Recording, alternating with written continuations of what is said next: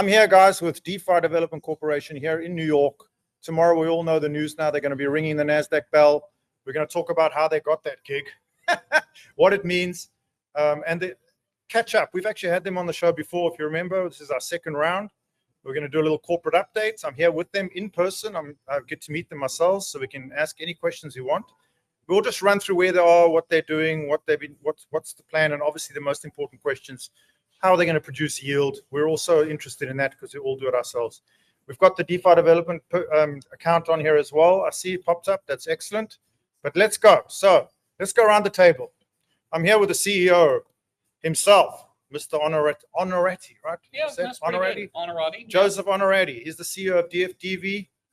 Joseph, take it away. Tell the people who you are and what you do. All right. Well, thanks for having us. Really appreciate it. It's awesome to meet you in person, I gotta say. Thank you.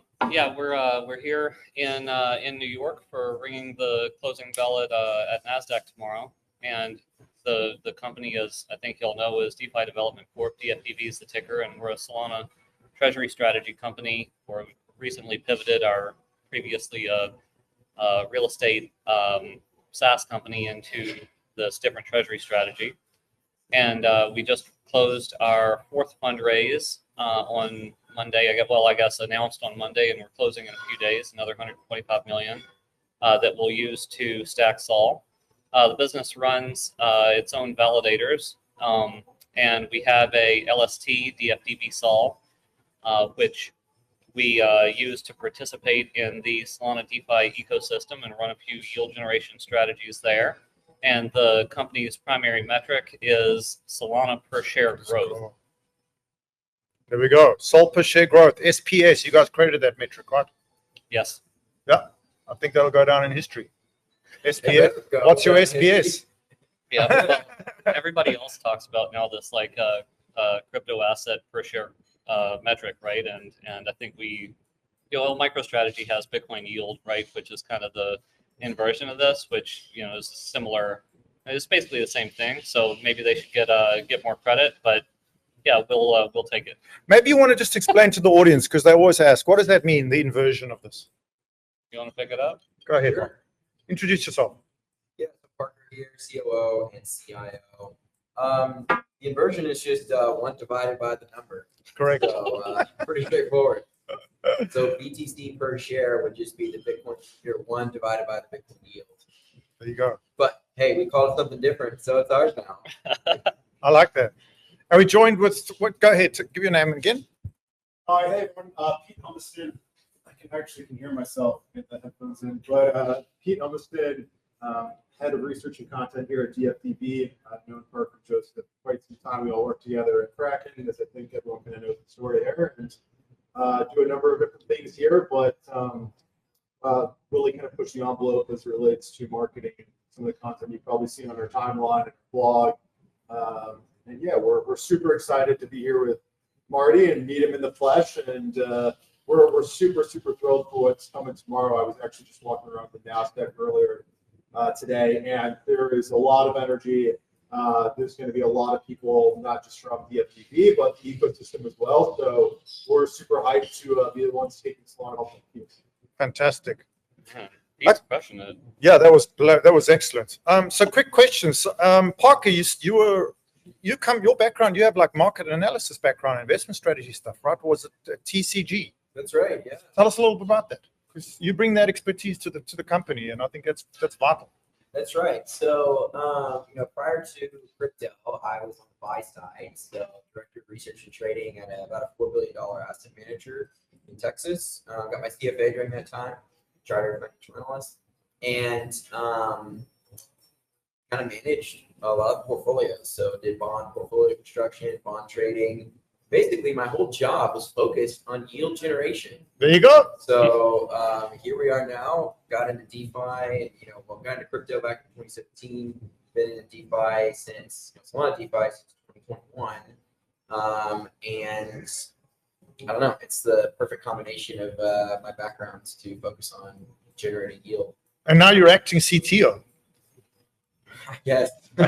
So you have a tech background, developer. Yeah, so I spent 6.5 years at Kraken, most recently as the director of engineering. So So for the people in the audience, so it's clear you guys all came out of Kraken. Yeah. Okay. So that was a large amount of resources they lost when they lost you. Was that like they're basically was that an event? Was that What? like a big thing for Kraken? I mean, No, most of us had already left Kraken. okay, got it. So I was at Kraken for 8.5 years. I joined when there were 23 people back in 2016, and Kraken grew a massive amount while I was there, while we were there, and these businesses, it's not like, okay, we hire somebody and we retain them forever, right? There's attrition, there's turnover, people come and go out of the business, they get other jobs, right? So thousands of people have moved through Kraken now, probably also like have moved through Coinbase. And Good point. I don't know, I guess I spent a lot of time kind of just meeting Krakenites and kind of making friends. I hired a lot of these people, who came through Kraken. So no, I mean, yeah, we've hired a couple of people straight out of there, but for the most part, it's people we worked with in the past and they moved on. Like Pete here, who I hired at Kraken in, I don't know what, 17, 18 or whatever it was, and then he moved on his own, right? Like Pete did a wonderful job at Kraken, and then we picked him up again here. So it's actually, I can't tell you how awesome the team has been and how we put it together. So Parker and I started working on this back in late January. We did the change of control in April, but when we got together in January, we kind of had the plan. We said, okay, well, we want to reach, I don't remember how many billions. We wanted to reach $1 billion market cap with 10 people. Then we said we want to reach a $3 billion market I like cap with that 10 approach. people. Yeah, and this model fits that, and we said, okay, well, what if we just write down all the roles that we're going to need to fill to hit these targets? And we did, and then we just put the names in, right? Because we knew who we wanted, because we worked with so many great people in the industry already, and then we just went and got them. Wow. And the team, it turns out, okay, maybe we probably need 1 or 2 extra people to get to where we want to go, but for the most part, we've got everybody we needed to grow this to much larger than it is today. How much staff do you have right now?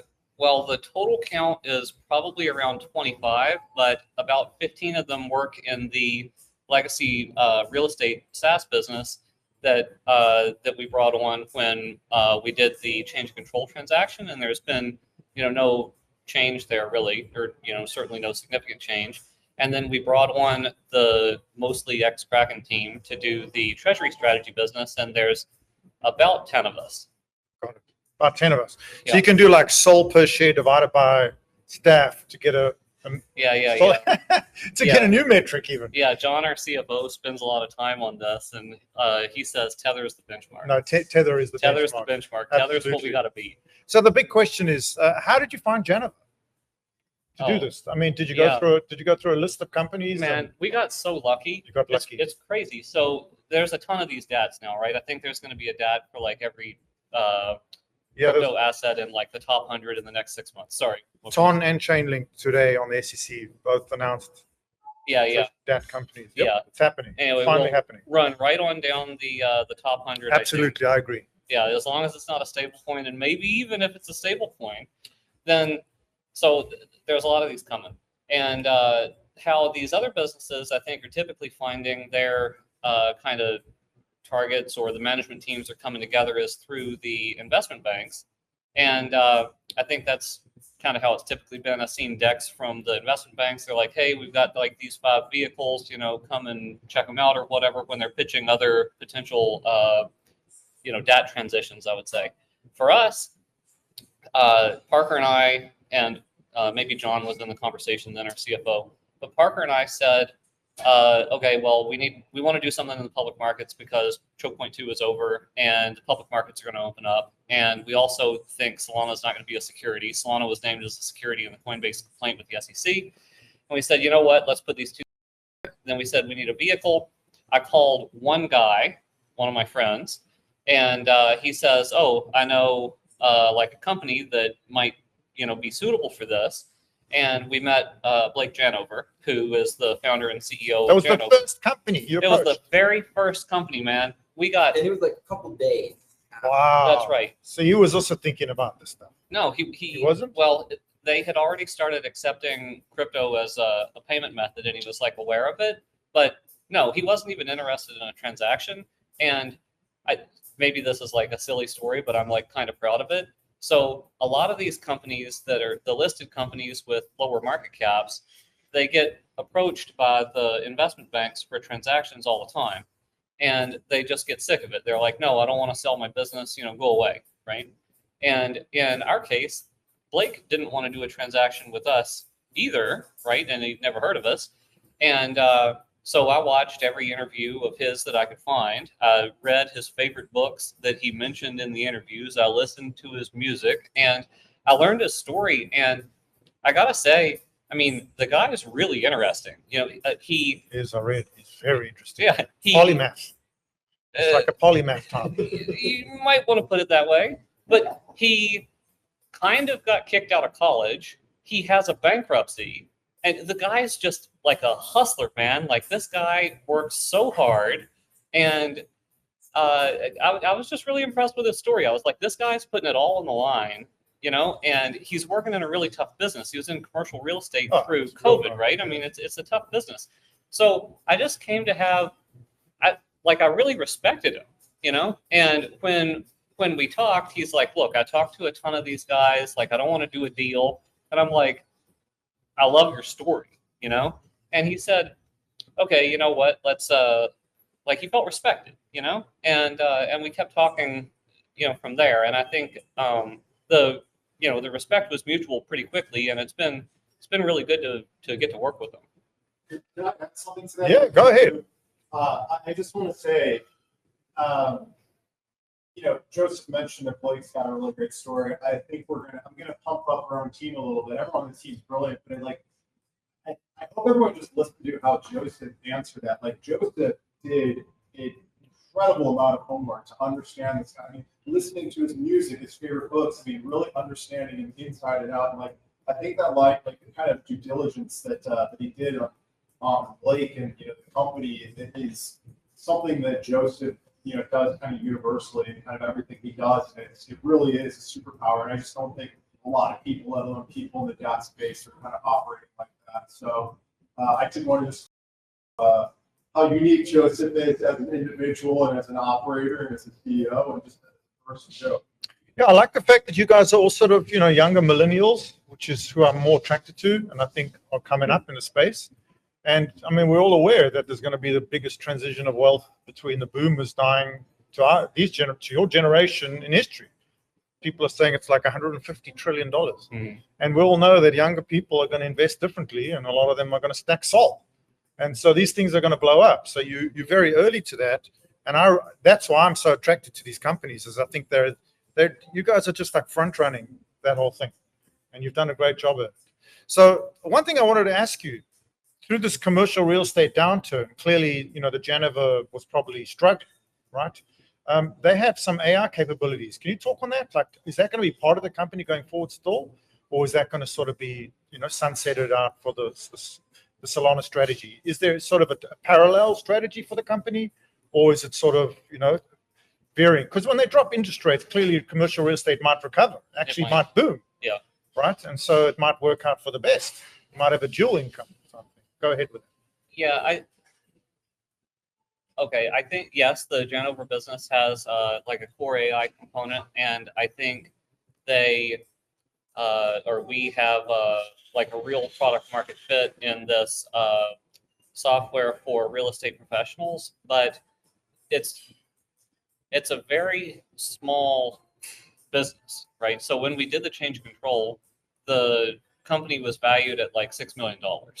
And yeah, it was losing money, but kind of quarter over quarter, there's growth, but they're starting from a very small base. So it's just going to take a very long time, I think, for this business to grow into something that can meaningfully impact the balance sheet or the market cap of the company, because we've raised I don't know what, 300 and something million total. I should probably know this metric off the top of my head.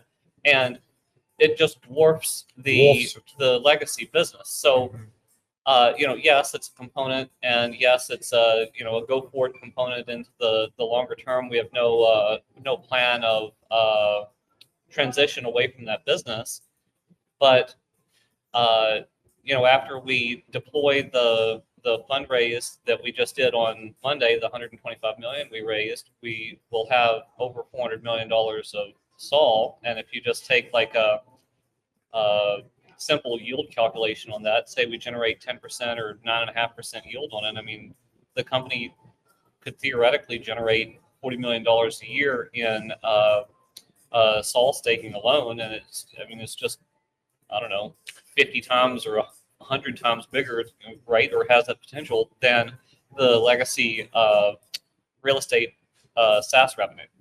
So let's pivot. Let's pivot at that point. That's a good time to pivot. We're 15 minutes in here. So I'm looking here at strategic SolanaReserve.org. I don't know if you guys have seen this website as well. It's basically listing all the Solana DATs, the number of SOL they've stacked, their value, percentage increase in the last 30 days, market cap. A great website. I know these guys, they're doing a great job. They're actually drawing this from on-chain data and stuff like that. They're doing a really good job. And it's got you guys in a number 3 position, right? After Sharps and Upexi. And this is not updated with your latest raise, correct? So I believe after your latest raise, you'll be at around 1.8 million.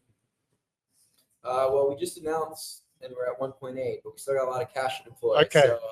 So that's my point. So you guys be up there at first place. Is there a competitive thing going on here? Do you know Sharps and Upexi? Do you know Leah Wald? Are you guys? I was actually just on an interview earlier today with Leah, and I work with Max at Kraken. I love Max. And then we know the Sharps guys, James and Alice over there. The Upexi guys, obviously we know as well. And in some ways we're competitive. In some ways, particularly with Sol Strategies, maybe not as competitive. Their business models a little different, but maybe you want to explain it from your perspective at some point, the difference between DFDV and Sol Strategies, because people ask that all the time. Sure. So, I kind of give them credit, or basically talk about what they've said on their messaging, but they like to approach it as more of a validator focused play, more of a kind of generating those staking rewards, getting a third-party delegation. We kind of see ourselves as more of a accumulation strategy. So really focused on growing the asset base and then utilizing specifically that asset base to generate returns, generate revenue. So that's a pretty important part of what we're doing. Others maybe are just focused on growing asset base and not so much on SOL per share growth, for example. So a little bit of nuance in the way these things are built. I think over time that'll become more clear. But I think we're right now in the 1996 of the internet type stage, where if you're an internet company, you're a DAT, everyone just kind of like lumps them all together and thinks they're going to go up. But over time, now we don't have internet companies, right? We have tech companies, and there's nuance between all of them. I think over time, people will start to pick apart the nuances between the different vehicles. That's a good explanation. Like Tolu just said, steel sharpens steel. So I'm a big believer in competition to stimulate this kind of an endeavor. So I think it's great. And you're all young. I mean, Leah is a superstar. I've had her on the show like years ago. She's one of my favorites. So you're all great. And I think you all grow together. So that's terrific. Let's touch a little bit on the most important stuff now. Everybody's talking about it. It's all I get asked is how you generate yield. Okay, we started on this, and what I liked about your guys' story is you have several different approaches. Mm-hmm. And Parker, maybe you can talk on each of them. So you obviously have your staking strategy, which is reportedly 7% if you look at a typical stake, but I heard you guys are getting up to 10%. Can you talk a little bit about? Let's go through them one at a time. So your staking strategy, how much of the SOL are you staking? Yeah, so all of our SOL stakes. What validators do you stake? Go through as much detail as you can. Sure. So we do have a decent amount of locked SOL on the balance sheet because this is allowing us to buy SOL at a discount to the market. This stuff is staked to various validators. It's kind of contractually staked to them. So if you buy the pot of SOL, it's stuck with that validator. So fine. But all of the non-locked stuff, and then as those locked SOL tranches become unlocked, we stake them to our own validators. So we have a number of validators, some that are run under our own brand, and then some that we're running on others. So for example, Bonk and Whip, there's others as well. And so sometimes we have matching agreements with them. So we'll stake a portion of our SOL to those validators, and they will do the same. And then for the rest, we just stake all to, the DFDV branded one. And so because we run our own validator, we don't pay fees to anybody. So most validators charge a fee on, one of the three sources of income. So you've got your inflation rewards. Correct. Then you've got your MEV rewards, your GTO tip rewards. And then the third one is your block rewards. So most validators will charge, let's call it 0 to 10% on inflation, 0 to 10% on MEV. But almost all validators, basically all validators charge 100% on block reward. Nice. Yeah, we didn't know that. So, we also charge 100%, but we charge ourselves 100%, right? Got it. So then that stacks, the standard staking rate, let's call it 7.5% if you stake to a third party, a low fee third party. So if you stake to us, you would make 7.5%. Then we make about an extra 1% on top of that with our the block rewards. So then going from the 8.5 up to 10, there's a number of other things involved. So the first one is third-party delegation to the validators. So this is some of the stake pools. This is running the validators for other third parties like Bonk and Whip. They've got their community staking to the validator. So we're collecting the fees on that as well. So that adds maybe another 1%. I mean, it's not directly correlated to our own balance, but right now it's roughly where it's at. We're continuing to grow that as well. And then beyond that, we've got the on-chain strategies. So these would be things where we use DFDV SOL or LSD as collateral. Talk about that when you can. So I don't think people know about that. So if you're kind of a full-on degen, I'm sure you know what these strategies are. We have the advantage of being able to negotiate our own LST. So for most people, they got to pick an LST to use, and those LSTs charge fees. Given our size, we were able to negotiate partnerships with all the major platforms. So Camino, Drift, Radex, Exponent, Fragmetric, to get our own custom, well, it's the Sanctum LSD, but So it's white label Sanctum. It's Sanctum just created for us. Brilliant. But Love that model. there's a small fee in there, and that fee, some of that flows to us. And then it's pointed at just our validator. So I got it. we capture the fees from that. And if they're, people want to stake to us, it's a well top performing LSD, but we collect the block rewards. But then we can use that collateral asset all across DeFi. And so typically what we're doing is we're using that as collateral to then borrow more liquid SOL. And you can typically borrow liquid SOL, let's call it 6.5 to 7%. And then, I mentioned before, we're getting up to like 8.5, right? With the validators and everything. So we can borrow at 6.5 to 7.5 and get 8.5. Boop, boop, boop. So you're compounding. Loop that a few times. You're doing the classic loop. That's right. Well And done. It's That's not, what you should be doing. The perfect time. Exactly. And it's not, there's no price risk on that, No. right? So the price of SOL go to $20. We're not getting liquidated because we've borrowed SOL collateralized by SOL. So there's no basis risk there. It's not like we're borrowing dollars, we can get a margin call. And so we can generate yield that way as well.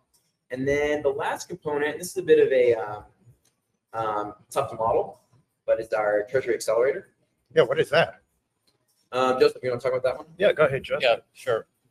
Excuse me. So we put out a press release, I don't know, 6 weeks ago, 8 weeks ago, something like that, on this Treasury Accelerator program, and it's described there. You want to look it up. But ultimately, we had a goal of facilitating the launch of other Solana Treasury companies in other geographies. So we looked at the model of, say, Metaplanet in Japan, where Metaplanet trades at a significant to its net asset value. Its MNAV is quite high relative to its American counterparts. And we said, well, there probably ought to be a Solana Treasury vehicle in these various markets. So we put out kind of the feelers to facilitate these. So we've been out in market trying to find foreign vehicles where we could take a small equity stake and facilitate the creation of these debts. And then they would have a local management team, a local board.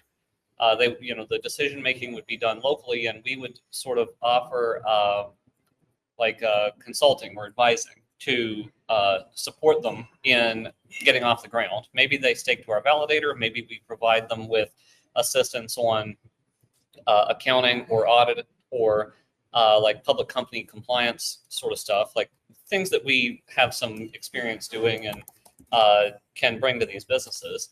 And we kind of create like a la carte menu, is one way of putting it, where depending on what the team is that wants to put this deal together with us, then we give them what they need. So in some cases, it might be just an investor, and the investor says, "Oh, I found a vehicle," and then we say, "Okay, well, we'll help you we will actually put the whole team together, local management, local board, and you can use our validator infrastructure. Maybe they even hold like DFDV sol. We haven't actually done that yet, but I think that's an interesting one. And then we would invest in those vehicles. Correct.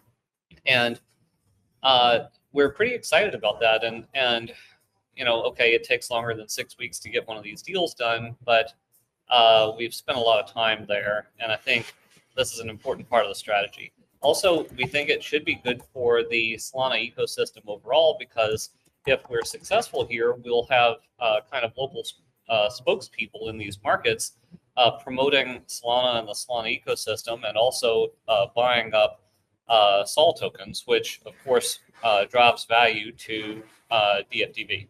Got it. So that's an additional. Yeah, go ahead. Can I drop a little alpha here? Yeah. Drop as much You guys alpha as you to need. like some alpha.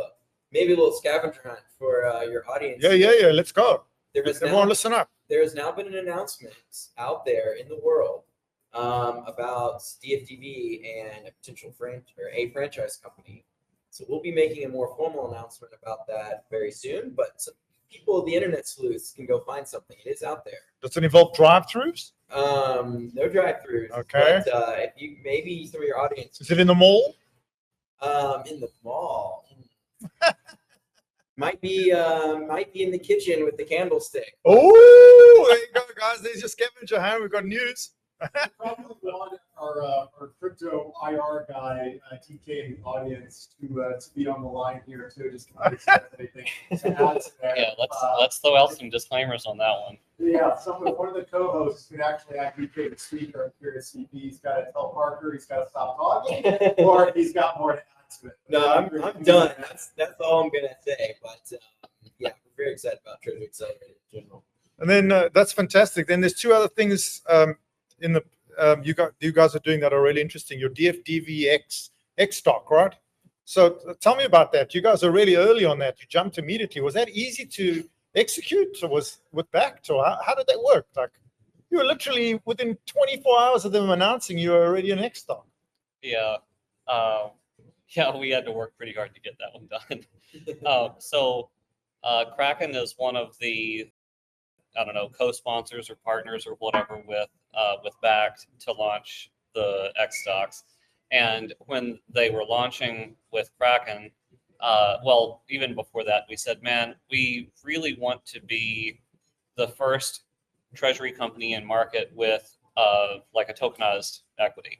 And I'd like to talk about the potential for what this opens up. Oh, please. I'm a huge proponent for this. All right. So maybe this is like oversharing, but for DFDV, so I'll talk about the big motivation for us on the short-term motivation for why we wanted the X stock to exist, and why we're like really bullish on the future of that and want to promote it. And then I'll talk about how we got at it.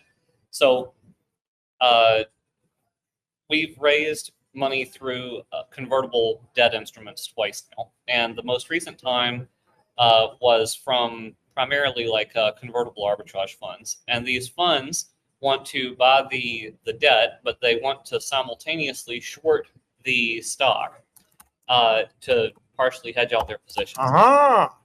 But for DFDV, the cost of borrowing the stock to short it is too high for these guys. So MicroStrategy's cost to short is like 30 basis points or something. To short DFDV, the borrow cost is, I checked a couple days ago, it's around 15% annually. But when we were doing the convert, it was actually much higher. It was like over 100% annual interest too. So one could buy the stock and then make it available for lending in their brokerage account. The broker will typically split the fee like 50-50 if it's in like an interactive broker's account, but you can actually generate yield just by holding the stock. And that yield, though, has come down significantly. And you can look at this across the other Treasury strategy companies. This is actually pretty viable because the borrow cost can be incredibly high. I think this is a pretty interesting trade because we've seen them at like 400% annually, right? Wow. Just you hold the stock, you lend it, you earn half of it, so you get 200% yield in some of these cases. Right. Of course, you're exposed to the stock. You could probably hedge out the underlying. If you're listening to this, you probably have some idea how to do that. So anyway, that's kind of a side tangent. But our borrow cost was too high to facilitate the convertible debt fundraise because the convertible ARB funds are used to these very low cost borrow, and the coupon that they're going to earn on the convert might be like 5.5%. So if they had to pay 15% to hold the position open, it's not going to work for them. So they need a very low cost to borrow. And of course, as you guys probably know, in the crypto world, you can actually get paid to short on perpetual swap markets, right? So the funding rate is, how do you say that? I guess the funding rate is negative, where the longs pay the shorts when you hold a perpetual swap position open.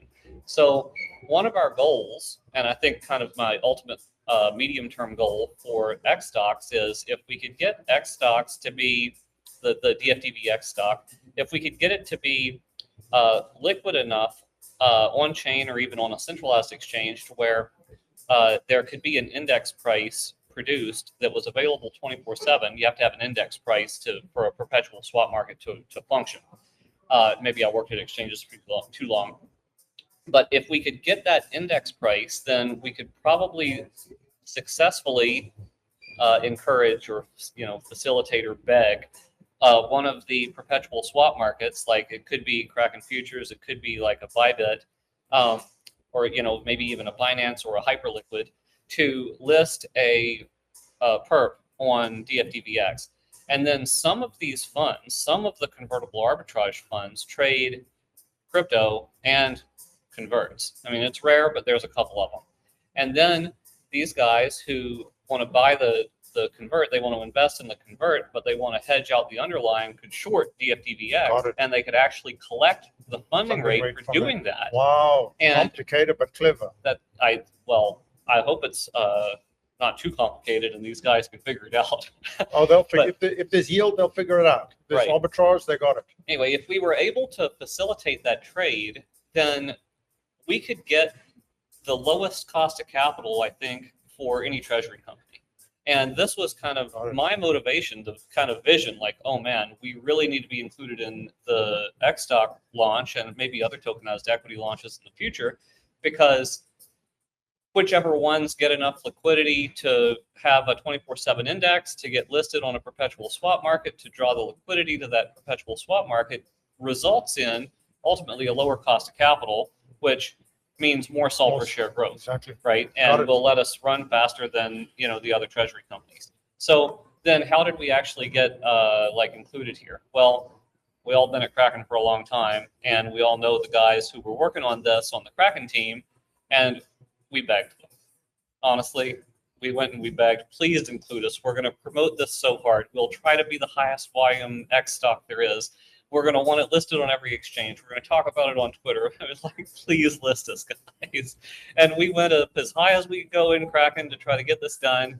And they graciously agreed to include us, even though their previous list was 30 or 50 blue chip stocks. And we're tiny in comparison, but they helped us out there and we really appreciate it. Thank you, Kraken team. That's amazing. So that's a third yield strategy. So then the next one, let's move straight on. You guys launched USDG, right? Your own stablecoin. Is that true? No, it's not our own stablecoin. Okay. Can you explain a little bit about that? Because there is people unaware of this either. Through Global Dollar Network. Yeah, right? yeah. So explain that one. USD is it USDG? Yeah. Yes, USDG. Yeah. So this is by Paxos. It's not us. Okay, got it. And the Global Dollar Network is their kind of rebranded or new version of stablecoin. So they had Pax USD, now they have USDG. And USDG has been a growing stablecoin. You bring it up on CoinGecko, zoom out the timeline. Okay, looks like the thing's growing. And we wanted to hold some of our assets in stables, very small percentage of the balance sheet, enough to survive the bear market kind of thing. And one of the outcomes of that is, I guess our alternative is, okay, we want to hold some cash. Well, we can put it in money markets and we can earn whatever, 4% or something. But like 4.3%. Yeah, this team can earn more than 4.3% on stables, right? Like, come on, guys. So we started talking to the Global Dollar Network people, USDG, and Kraken had done a partnership with them, and I got introduced through those guys there. And they were really cool. I gotta say, like, these are like OG crypto people who are kind of in it for the mission, And I said, it'd be cool to do something with these guys. So the partnership, I think this partnership is like sort of widely available, I think, if you're going to hold stables. But basically, you get a percentage of the yield that that Paxos is getting on the stables. So this kind of encourages us to hold and to potentially mint USDG. Brilliant. And then, of course, because we want to grow the Solana ecosystem, we'll deploy some of our dollars into these stable coins and then deploy them across Solana DeFi. Because I think this is like a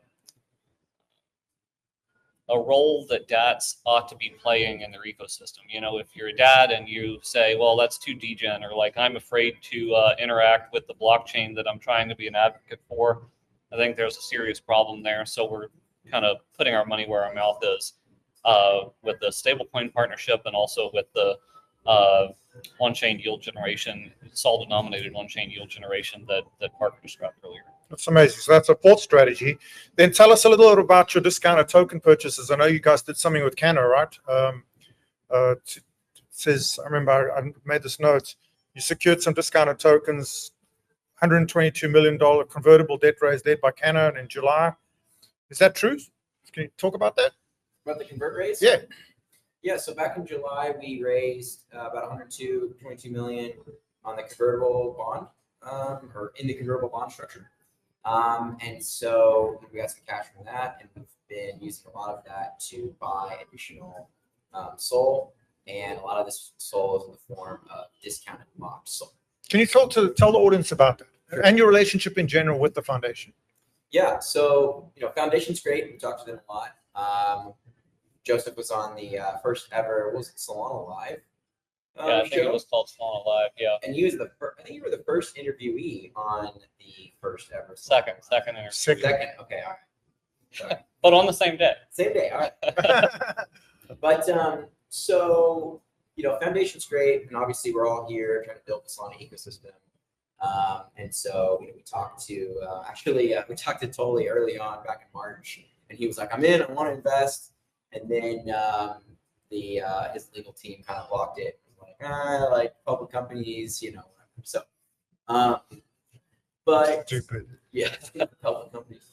So, so the discounted locked SOL. So in the early days, the foundation was selling large blocks of Solana with the inbuilt lockup, so smart contract, contractually locked up SOL, in exchange for discount to the market price.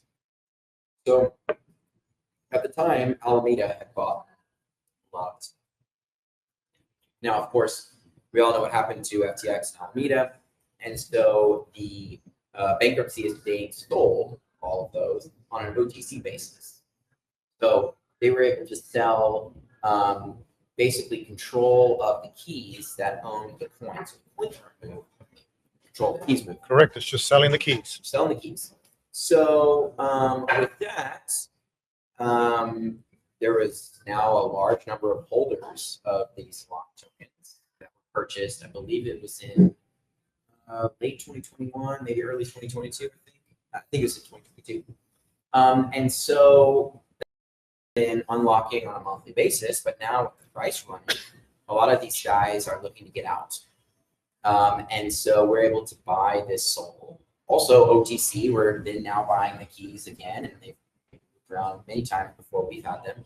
But they're all held by BitGo. So BitGo is the ultimate custodian there. And we're able to buy this stuff at a about a 10% amortized discount to market. So the weighted average maturity is about a 1.3 years. So we're buying this stuff at, let's call it a 13 to 15% discount. But again, amortized at about 10% per year worth of Discount to market on the day of purchase. Exactly. Got it. So BitGo got the keys from Kroll during the bankruptcy, the Alameda bankruptcy, right? That's right. And then who's been managing the OTC side? So BitGo has an OTC desk. So they're using BitGo's OTC. Got it. So that's who you deal with. Well, Galaxy also And Galaxy, has, right. so Galaxy ultimately custodies it at BitGo, but Galaxy has rolled a lot of this locked SOL into a fund structure, and then Galaxy's OTC desk can facilitate the transfers as Got it. well.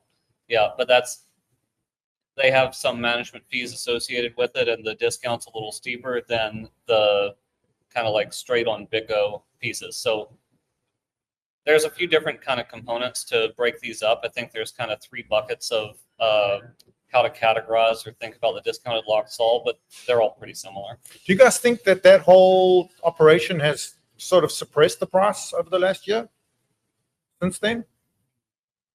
So I've heard And it runs till 2028, I heard, right? That's the final unlock or something January like that. 2028. Yeah. January 2028. So there's sort of a discount period till then, and then it's over. That's right. And it's monthly unlocks. So pretty, linearly for the most part. I know you've heard lots of people out there saying, like, well, these dads are just buying locked SOLs. They're not buying spot SOL. They're not moving the price up. Yeah, talk on that. It's ultimately a market. Everything's a market, right? And so this stuff has always been tradable, OTC. Funds out there could always buy it. It does have a lockup. You can't use it as collateral in most cases. You can't use it on DeFi. And so It's perfect for treasuries. perfect for treasuries. We have we're long duration holders. We're never selling, so we can add some duration into our assets and get more value out of it. I mean, if we could buy a locked SOL that was locked up for 10 years, pretty excited about that for a portion of the portfolio. Yeah, I think shareholders would love that, Sure. to see in the code, locked for 20 years. Right. Yeah. That's what Loomis was saying they want to do with the SPR. Can't do it on Bitcoin. No Right. smart contract. Right. Yeah. Actually, you can do lockup. Bring it through Zeus onto Solana and lock it Yeah, up. there you go. There you go.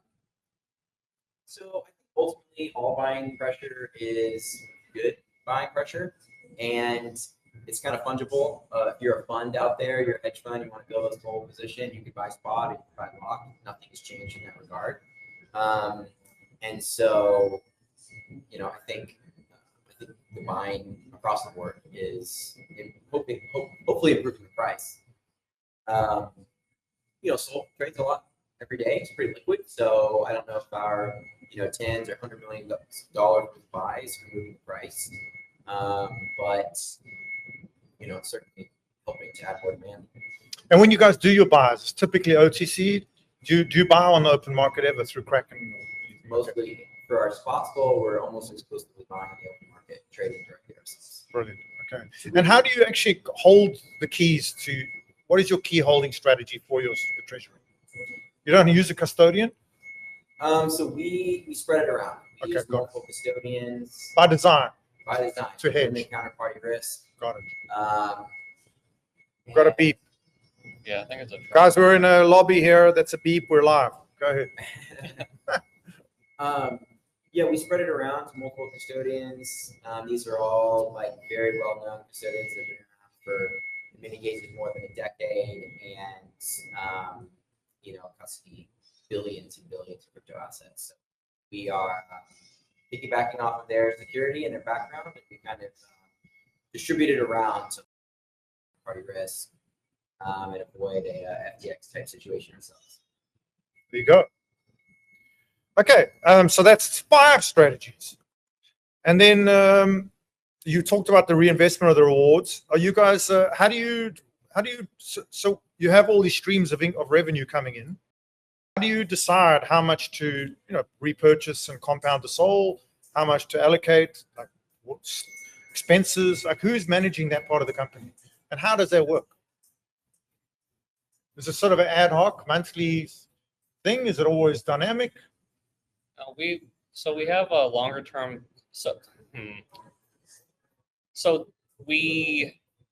Let me try it this way. So we've been through, as a team and individuals, all been through multiple bear markets, multiple cycles in crypto, Which is good.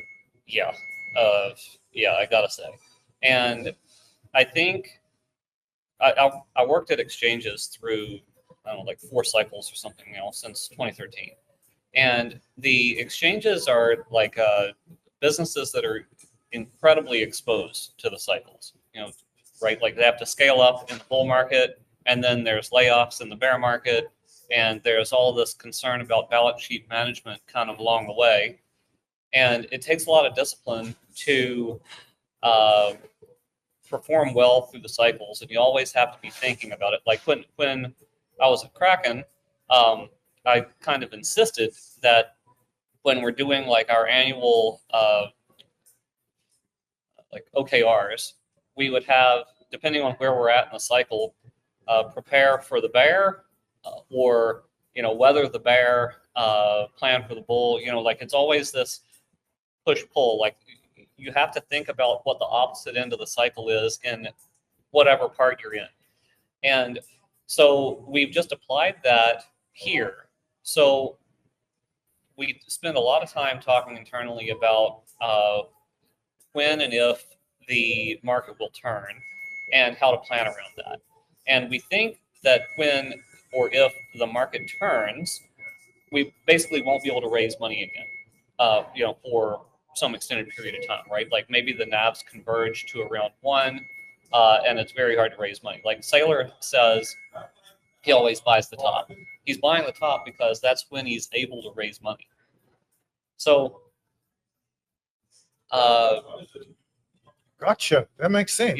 Yeah, I've never heard someone say it so succinctly. Yeah, So buys the top because that's when it's easiest to raise money. Yeah, it's the only time he can raise money. All right. Or when he's most successful raising money. There we go. People, you heard it here. I think that's true for really all of the DATs as well. So, sorry, maybe my beeping distracted me, but I think the question was about how we plan around this. I think it's like a truck backing up or something. I don't think we're gonna have control over it. So, yeah, Marty's gone. yeah. Marty L.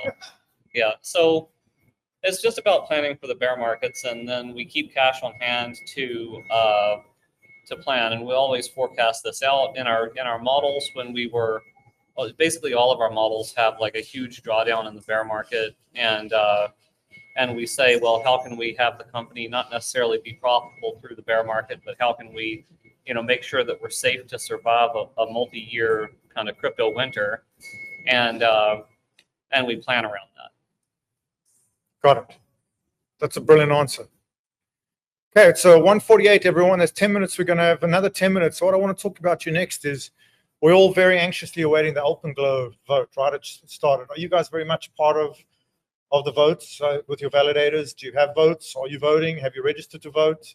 Yep, we are putting in our votes right now. So it should be done a little bit later today. And yeah, what's your thoughts on it? Tell us. What do you think? Tell us about Alpenglow. Tell the audience, what does it mean for Solana?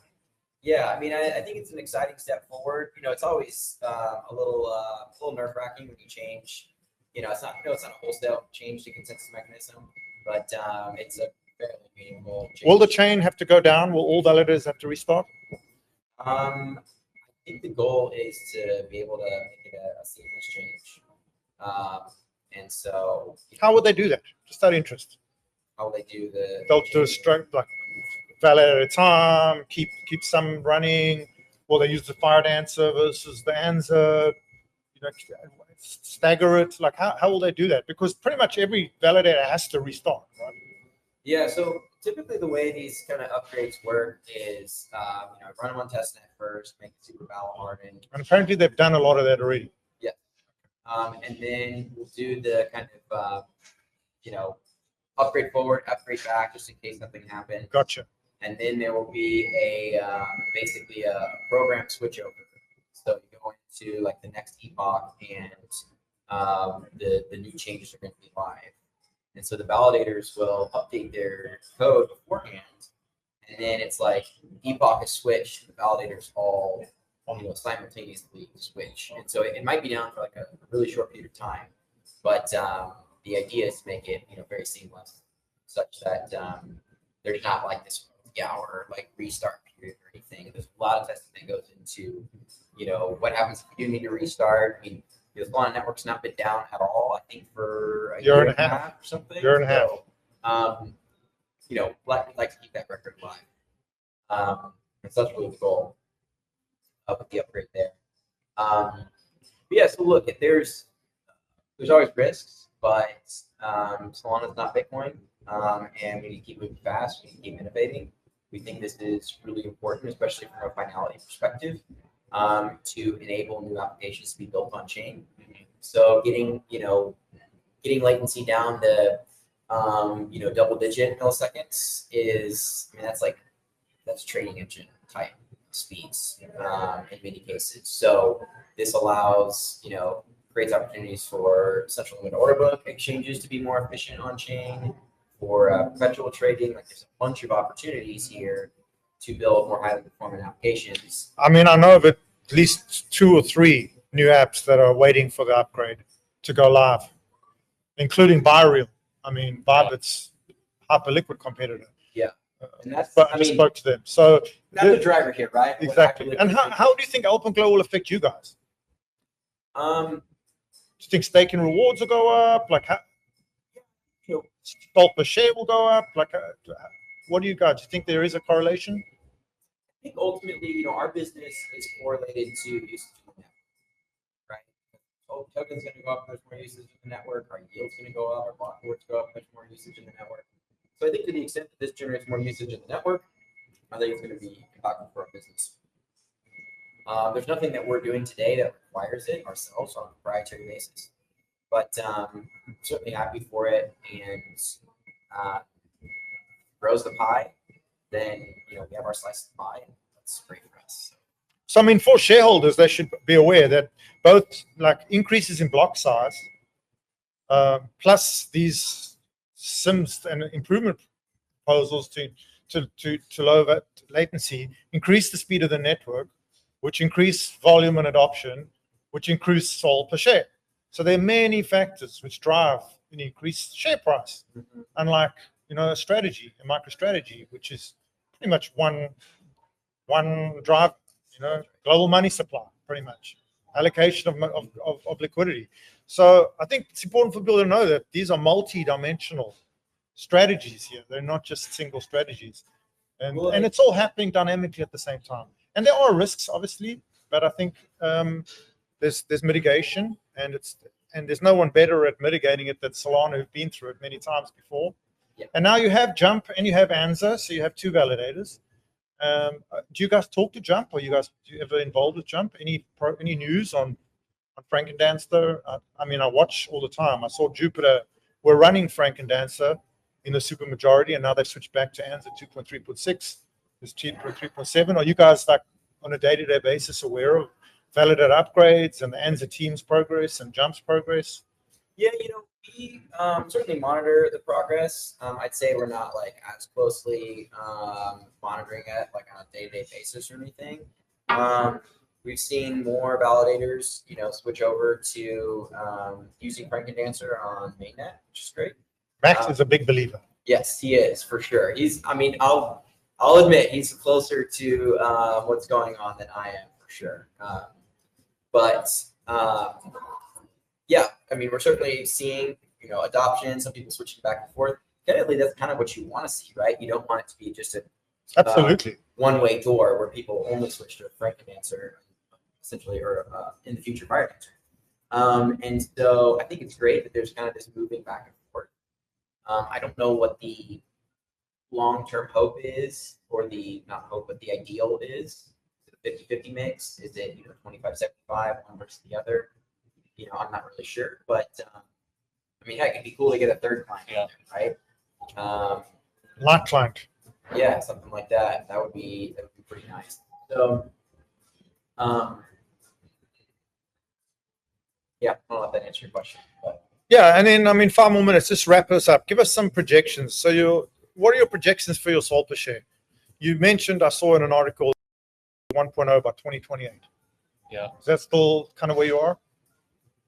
Well, yeah. So we can't reaffirm the forward guidance here. We have to kind of stick to our script. So we did reaffirm that guidance in the quarterly report, which was a few weeks ago. But yeah, that's the long-term goal, 1 SOL per share in 2028.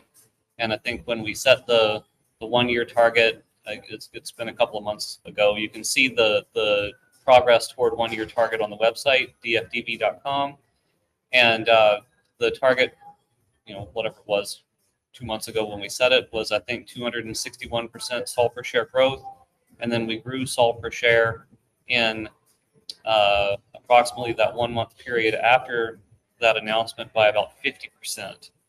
50% SOL per share growth in about a month. Now, I think we might have a shorter term slowdown based on the new fundraise, because we did the new fundraise, the 125 million we announced on Monday, was closer to 1x, and that grows the total balance sheet of the company and could make growth on a SOL per share basis a little slower, just because it kind of increases the quantum of capital required to achieve the same SOL per share outcomes.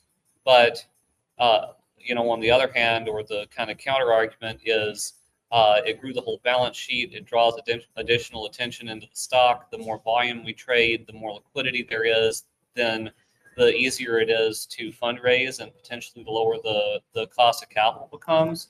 And all of these are components to the SOL per share growth. Got it. And then the final question I have is, what is going to be the effect on DFDV, and what's your personal take on the 9 spot ETFs just about to be approved? Like, that's a question I asked Leah as well.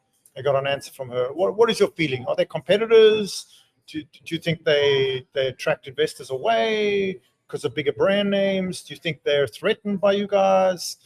Like, how is the landscape going to evolve? I think it's going to be a big shakeup, obviously. Obviously, the price of SOL, I think, is going to go to the moon. yeah, I mean, if these guys want to buy our bags, Exactly. great. There you We're go. not selling them, so they're buying someone else's bags, but pumping our bags, I guess. I think the ETFs are fundamentally different. It's kind of in one case a comparison between an ETF and some actively managed vehicle, right? We've got a portfolio, we've got a treasury, we're actively managing. But beyond that, ultimately, we're an operating company, and we are doing things to grow the balance sheet to generate SOL per share. It sounds a whole lot like earnings per share, right? Right on. So we're doing things to grow the balance sheet, to grow earnings, to grow revenue that are organic, and like the Treasury Accelerator, have nothing to do with the balance sheet directly. And so ultimately, we are a business. And, we talked about 10% rough yield that we can generate, or have been generating historically. The ETFs, I would imagine, will come in around 5% yield. They can't fully stake, they're full balance, they're staking with their party, you charge them a fee, they themselves have an expense ratio. There's a bunch of things that they can't do. And so I think fundamentally our businesses are different. We are ultimately a technology business built on Solana. And I actually think it's very positive for our business, not just because these guys will be pumping our bags, but also because it creates another vehicle to trade Solana. So if people want to long our stock and short the ETF, correct, or short our that's stock what I was and long thinking. the ETF, Absolutely. great. And now these TradFi traders have much better access than before. They maybe have to go trade on chain, or trade CME futures, which are pretty illiquid. And so all this liquidity just benefits everybody. And we're super excited about these guys. And, maybe we can pick up an ETF buy or two as a delegator to our ballot. Why not? Yeah, I think I like that attitude right there. quickly, maybe, I know a lot of them, and I'm going to hook you up. Okay, put it that way. Thank you. We'll bring you on as advisor. Okay, thank you. I think the two points on the ETFs. One, I think the total addressable market for public market demand for Sol and maybe even other crypto assets is way bigger than what we've seen so far. So, even if they are competitive, the pie is going to grow so much that I'm not sure how much it matters. And then another, Parker kind of touched on this, but the trading strategy that the ETFs enable. So, we've actually talked to these investors where, and have fundraised from some of them where we say, hey guys, what do you think of a strategy where, you buy the stock and you short out your exposure to the underlying, and you're basically trading on like a NAV premium kind Correct. of bet. And they say, well, we can't actually do that. We don't trade any crypto.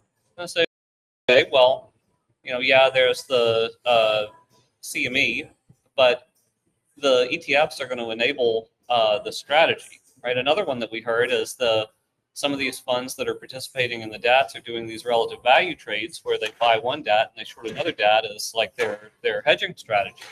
And so I think the ETFs just going to enable it's going to unlock this new strategy for this enormous amount of capital. We're talking about billions and billions of dollars here behind some of these funds, who are really paying attention to the space, right? They're talking to all of these companies, and they're kind of dipping their toes in because the way the funds are set up, they don't necessarily have a way to hedge the positions that they would normally hedge in their other investments. So I don't think it's just going to be like, long only buyers in the ETFs. It kind of enables this new kind of financial tool and trading strategies. And I'm probably only scratching the surface on kind of what this is enabling for these enormous pools of capital. So I was not super bullish on the impact of the ETFs a couple of months ago.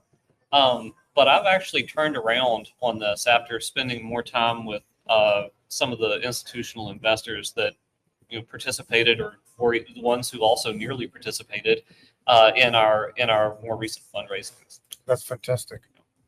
Well, there you go, guys. That's DFDV. You can go on Robinhood and buy them right now. $16.58 a share. It looks like they found good support at around $16. It looks like we're trading up from there. There's options too, you guys. You've got options on Robinhood. How's that going? You guys get any feedback from Robinhood? We've talked to them. I think you just responded to some questions there from their internal news agency. But yeah, I did an interview there. Yeah. Nice. There you go. You can go and check them out. DFDV, you've got the whole crew here, and tomorrow's the big day. We're going to be ringing the bell on a NASDAQ. Is that going to be streaming live anywhere, or? I think you'll be able to see it on CNBC. There you go, CNBC, guys. All the things. So take Solana public. That's fucking great. Solana's going public tomorrow, pretty much. That's right. Yeah. And I'll be there. I want to thank all you guys for joining me today. This is a recorded space, everyone. We've got a couple of hundred listeners and a couple of thousand anonymous listeners. It's been great to have you here. Check them out, DFDV. We'll be ringing the bell tomorrow. This is Marty Party, the office. And we'll wrap it up right here. And I'll be back on Sunday. We'll run the regular spaces. Teddy, do you have a question, anyone? I see a bunch of hands, but we run out of time. No, great space. Yeah, that was tons of alpha. You're not going to get that anywhere else. We'll go through the recording and make sure there's nothing we couldn't say. I think it'll be fine. Okay, I think we'll be fine. But I'll catch you guys soon. And I hope you have a good day. Enjoy the pump. Congratulations. Okay, thank you. Yeah. Thanks, Marty. It was awesome.